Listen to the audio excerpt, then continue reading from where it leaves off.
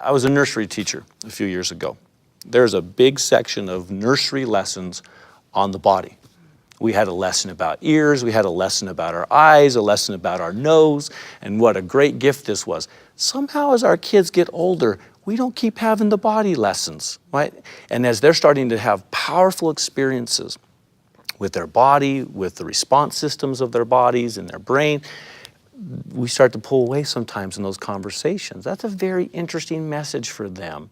If somehow that, their own self, part of themselves, is something that we're uncomfortable to talk about and to help them understand and to appreciate that as adults and as parents, we experience that too. And we went through that too. And we've experienced that. And you're right where everyone is at, rather than wondering if somehow you're just really different with all that. Excellent. Well, I was just going to add that I really believe our children pick up the tone and cue that we give them. And if we are acting in an apprehensive, this is a shameful topic, they'll pick up on that.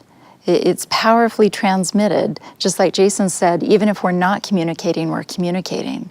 And so to carefully, as a couple, as if in a home the mom and dad are married, it's not a single parent home, that they also work together on this.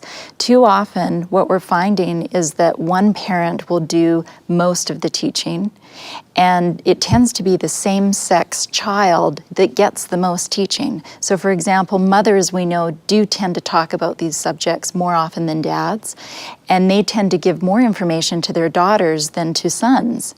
So the risk in that is that our sons, who are particularly at high risk for problems with pornography, let's say, things like that, they're getting the least amount of information with which to navigate such a complex world with so many mixed messages. So my counsel to parents is that as much as they can, to work together, to have conversations as a couple, you know, what are our goals? Let's clarify what our values are about these different topics, and how do we want to present that. And some of that can be done in one-on-one, individually. But as long as they are working together as a couple and make sure that both the mom and the dad are giving messages to both sons and daughters about the sanctity of the body and relationships and how we treat people, I think that's really an important piece.